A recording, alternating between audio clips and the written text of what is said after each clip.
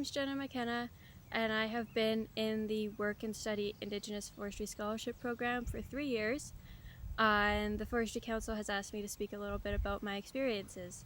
I am a third-year student at TRU in the Bachelor's of Natural Resource Science program. I am working towards a career in the natural resource and environmental fields. I have a passion for forestry because I grew up in a very forestry-based hometown, and I have a great appreciation for our forests, and I love being out enjoying them. My name's Keith Atkinson. I'm a professional forester. I'm from Snuneymuxw First Nation in the Nanaimo area in coastal BC. I spent my life as a professional forester, worked my way through school, working in a consulting and engineering company, family business is my background, and spent a little bit of time with the Nisga'a Nation in their post-treaty environment and their forest management, and then spent quite a bit of time with the First Nations Forestry Council, helping support our communities in their Aboriginal forestry in BC. Arnie Wise Sr., born and raised in Nanaimo. Happy, proud of my people, my nation. And very respectful of my elders, what they taught us all these years. I carry a lot of it. Then all of a sudden, I'm one of the elders now. I miss the mill. I miss the men, the friendship. There's no way I wanted to go work anywhere else. Right here, and the mill's right there. You know, I used to walk to work and everything. But I'd only get half an hour down there, and I used to get 45-minute lunch break. I would walk home, have a sandwich with the wife, and then say, gotta go. Walk back to work. Start it up again. The only thing, we have some good workers, bad workers, but racism was too strong there. So it had to be toned down. Some of them are pretty big boys. I thought, oh, I'm going to get it this time, you know. But they thought better of it. But it's been, my experience has been very difficult. But I put up with it, and I hope I paved the way for the young ones to get rid of that attitude. You know, to give it a second thought. Don't overreact. Through them talking with other natives, they start to gather and understand who we are and what we stand for. Because it's very important to us to hang on to it. There was a downward swing. It's just like the education and the activities, it's not lost, it's preserved in the memories of people my age and people that ahead of me passed on. Yeah, culture's really important for people, right? It's who you are, it's who you're from, how you ground yourself as a person. So you want that in the environment for your work. Work is such a big part of life. It's what you do so much of your time. You're going to work all day, all week. So you want the comfort of knowing that your culture is respected, and it's something you don't have to hide while you're at work. So you need an environment that it's available. That's important. And so in my career anyway, that's what I looked for. I moved towards that. So I was working in places where it was accepted and okay. So that's important. The transition that I've been going through in terms of cultural acceptance of Indigenous people in the forest sector, I've been quite fortunate. So I've been able to, I think, have a very good career in advancing to a level where I've been given very senior roles in terms of helping guide forestry and forest management from a First Nations perspective. And and if you're trying to change something from a minority community perspective, and you know there's conflict out there, you know it's not accepted by everybody, then these are significant barriers that require a lot of sort of support building, team building, and strategy to get around. So I always, it was hard to just be a forester or to be an Indigenous forester in a non-Indigenous environment. One of the barriers in the forest sector here is that we're still managing Crown tenures. It's not the governance of the tenures that a lot of our nations are involved in. The governance isn't from their nation, it's from BC as a government. And so you have this interesting conflict as a young forester working for your nation on a BC forest tenure as opposed to your own nation's tenure. You're going to run into another set of barriers and conflicts of how you express your nation's culture in that environment when you can't, because it's not your policy framework, it's somebody else's. Yeah, I think you can't avoid barriers and challenges, but there's ways through them, and that's one of the benefits of things like the First Nations Forestry Council, to support all of that work. And so mentors now, though, as we move through, and in my career too, it was a awkward and uncomfortable transition, but there's so much more opportunity for Indigenous people in forestry. Mentoring will help us all in that process. It'll help us move quicker through a tough transition, perhaps, or to make the workplace more comfortable for people. So, yeah, I think mentoring's a great tool for supporting, because when you're young, you're not sure where you're going yet. So you can get boxed out of a negative feeling, can box you out of a great opportunity, but a mentor could help you get through that, right? So I think that's a value of mentor programs.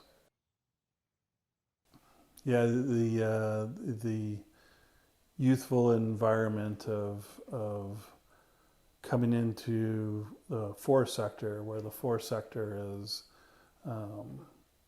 has made it to a point where reconciliation is top of mind. We have modern day treaties happening. We have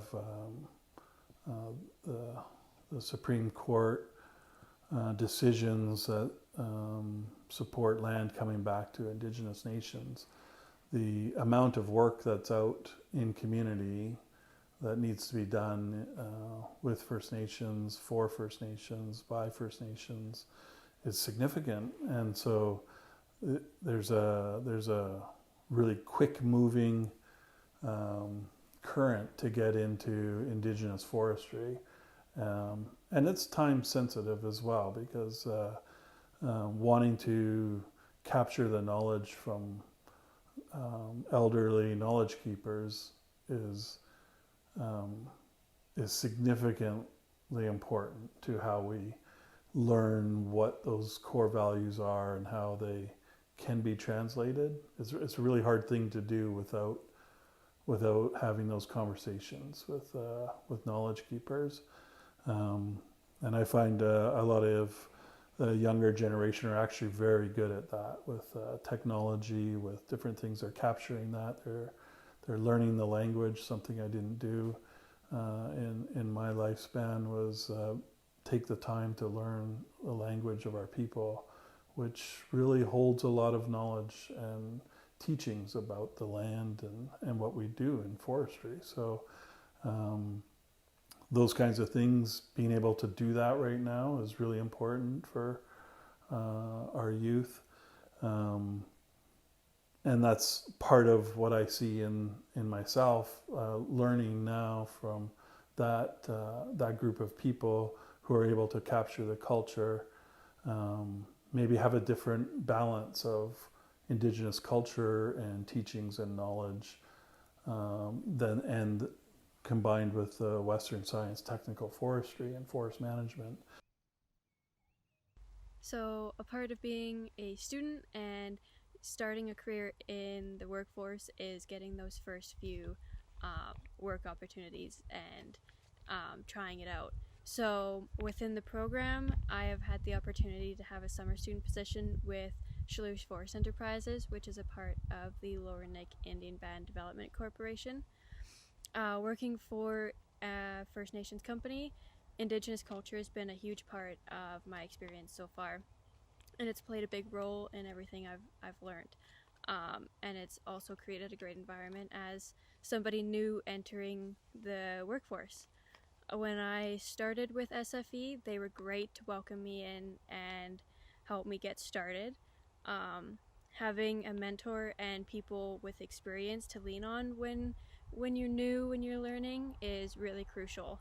I think sometimes the biggest challenge for new workers and students trying to start out and really enter the industry is getting somebody to give you those first opportunities and maybe make a few mistakes and show you what you're doing wrong and really give you the experience, because that's a huge part of getting ready to be out in and have your own career. That support is crucial to show you programs and really get you started. To me, my time that I spend working in the summers is just as important as my time that I spend in school. There's just some things that you can't learn from a textbook or sitting in a lecture. Over my years in the program, I've had so many people that have influenced me and really given me some fantastic opportunities, and I've learned a lot from. In particular, JJ Holmes from Shalush Forest Enterprises has really stepped in during my time with them and really been my mentor in the summers. He has taken me out and really showed me what it's like to be in the field and give me that knowledge that you get from working in the industry. It's been an invaluable experience and opportunity, and I am super grateful for all of it. They taught me a lot up there that I will hang on to. And I'll share with all the young people if they come talk to me. And I've had people older than me come talk to me. So I must have learned something. I had really good teachers, elders, that took me aside, taught me. Well, they shared with me. And what they shared with me, do not assume that you can teach anybody about this or doing that. Don't assume you'll be able to train somebody to come and do what you do. You give them a good working scenario, maybe 2 or 3, and you pick the best one that you like and carry it. I had one young man come to me and 3 hours, and I had to go to work. The wife says, "Sorry, cousin, he's got to go to work." "Who's been here that long?" I said, "Yeah, I just had time to make my lunch and head for work." I walked him to his car, and he said to me, "You know what? You didn't answer one of my questions." I said, "Who did?" "I did." "There you go. It's in you. I just had to bring it out." Because I don't assume to train, teach, or lecture anybody. I'll share with them scenarios, and they can pick the best one that works for them. I've tripped around here on the island doing that because of where I've been, what I've done. I'm happy with that. And my elders are really helpful, and our kids we got some young people coming up, and they're very impressive knowledge and devotion to the family. That is important these times. There's not much left. So we've got to hang on to it best we can.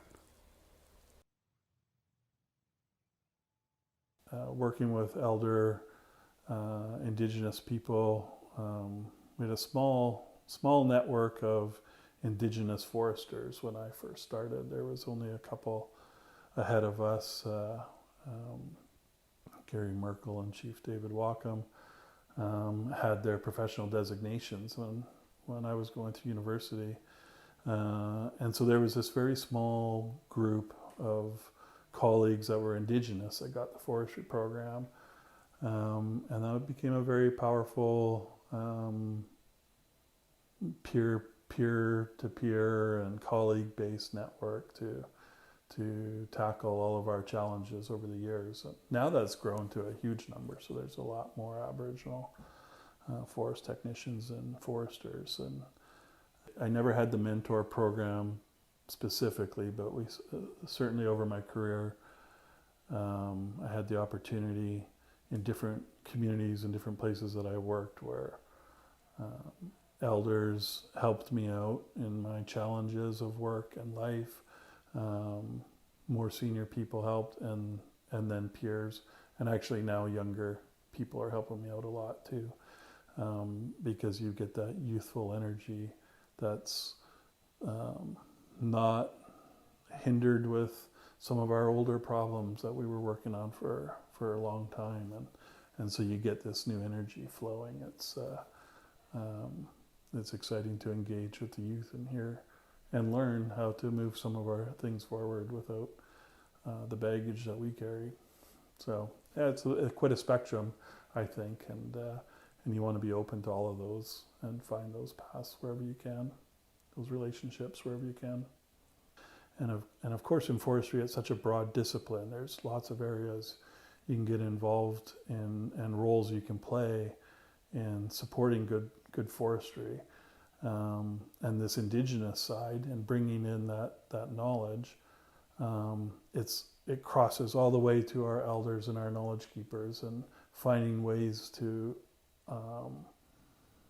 connect and translate that knowledge with younger people who can have the energy to really drive it forward and put it in place and practice it and troubleshoot it and develop it, right, so that it actually fits for today's world and makes sense.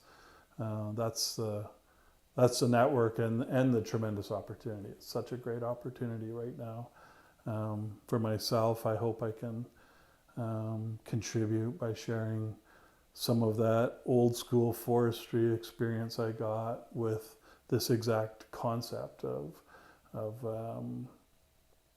translating the knowledge and putting it out there so it's not feared by traditional forestry or by the province of BC or Canada. It's actually embraced as something, as a path forward that's going to make forestry better here for all of us.